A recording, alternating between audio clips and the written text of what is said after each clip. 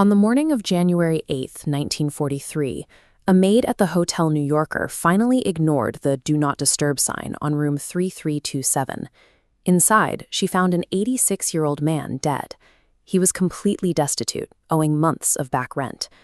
The medical examiner, H.W. Wembley, arrived and officially recorded the time of death as exactly 10:30 p.m. the previous night. That precision was a glaring medical anomaly. The man had been strictly isolated in that room for 48 hours, with no visitors, cameras, or witnesses. The response to the discovery was immediate. Within hours, agents from the FBI and the Office of Alien Property Custodian swarmed the hotel. They locked down the room, scoured his belongings, and seized 80 trunks packed with decades of his personal research and private schematics. The FBI's involvement converted a quiet hotel death into a matter of state security before the body was even cold. The man in room 3327 was Nikola Tesla.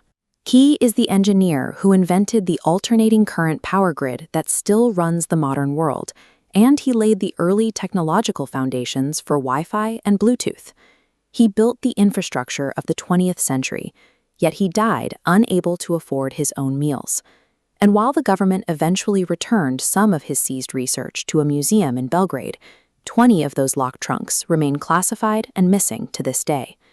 To understand why a genius of this magnitude was raided, erased, and left to die with nothing, we have to look closely at the capitalist ecosystem he tried to dismantle. Tesla operated with a strict psychological framework that psychologists describe as a messianic complex. He firmly believed his sole purpose was to alleviate human suffering. He worked 20 hours a day, lived alone, never married, and refused to optimize his inventions for corporate profit.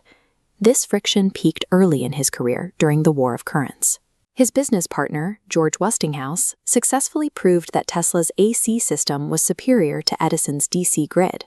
But outcompeting Edison required vicious price cutting and massive legal fees, pushing Westinghouse's company to the edge of bankruptcy.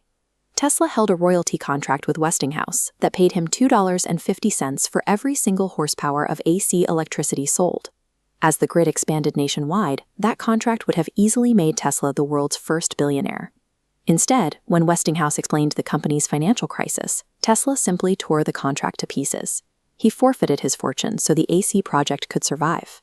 In a market built on aggressive wealth accumulation, that decision made Tesla a dangerous anomaly to the ruling elite. He could not be bought, he could not be leveraged, and his motivations existed entirely outside the traditional financial ecosystem.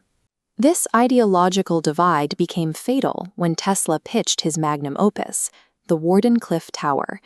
He secured a $150,000 investment from financial titan J.P. Morgan by selling it as a wireless communication array that could send messages faster than the newly invented radio.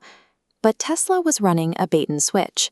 His actual, hidden objective was to use the tower to pump electrical energy into the Earth and the ionosphere, allowing anyone on the planet to pull free wireless electricity straight from the air. Morgan's empire relied on power moving through physical choke points, copper wires and meters that turn a natural resource into a recurring bill.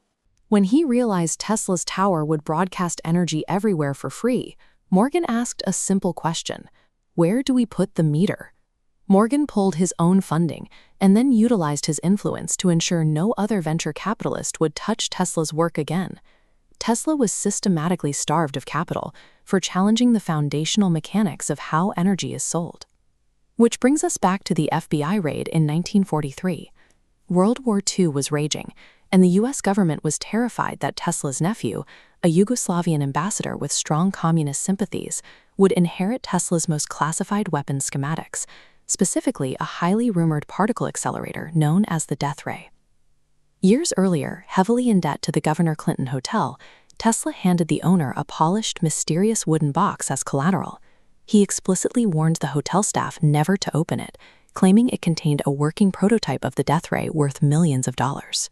Following Tesla's death, an MIT engineer working for the government named John Trump seized and finally opened the box.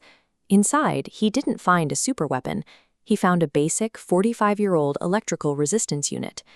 The government publicized the discovery of the decoy box to paint Tesla as a delusional fraud, effectively destroying his legacy while secretly holding on to his real classified research. The narrative that Tesla's weapons research was a complete fiction held up until 1984, when archivists at the Nikola Tesla Museum in Belgrade uncovered a highly technical document detailing the exact physics necessary to project concentrated, non-dispersive energy through natural media. In the 1980s, President Ronald Reagan launched the Strategic Defense Initiative. The core technology explored in that initiative relied heavily on the exact same particle beam physics that Tesla had outlined decades earlier. Tesla's theories were not the ramblings of a fraud. They were highly accurate scientific blueprints, secretly validated and quietly developed by the exact same military-industrial complex that mocked him in the press. It raises an uncomfortable question about how we record history. Thomas Edison and Albert Einstein are given entire chapters in our science textbooks, while Tesla is often reduced to a footnote about the induction motor. The distinction is simple. Society rewards and celebrates innovation that aligns with the existing economic order. An inventor is heavily compensated when their product can be metered, packaged, and sold within the current financial framework. But when an innovation threatens to democratize a resource and bypass the billing department entirely, the innovator is suppressed, the capital is cut off, the reputation is dismantled, and the schematics are seized. We've learned to accept slightly faster phone processors as progress, while technology that could have dissolved our dependence on a centralized power grid stays locked in 20 missing trunks. Tesla seemed to understand this dynamic perfectly. He once wrote that the present belonged to his critics, but the future he worked for was his. He didn't die penniless in room 3327 because his math was wrong. He died penniless because he tried to give the math away.